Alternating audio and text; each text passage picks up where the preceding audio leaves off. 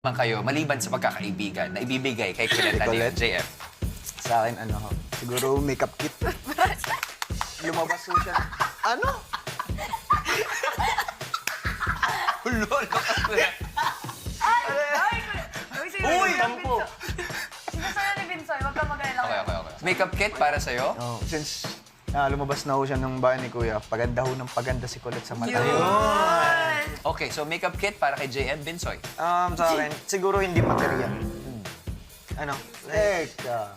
Maging, na siya, maging masaya. Siyempre, sa kaibigan, kung makikita mo yung kaibigan mo na maging masaya, magiging masaya ka na rin. Happiness. Pero kung tama, kung material yung ibibigay mo. Susi mo ng bahay. Puro susi lang ho talaga. Sunod na ho yung bahay. Pwede lupa. Uy, nakasa... Tanggapin na rin natin yun, di ba? Masaya, masaya. Okay, maganda yung first impression natin kay Colette.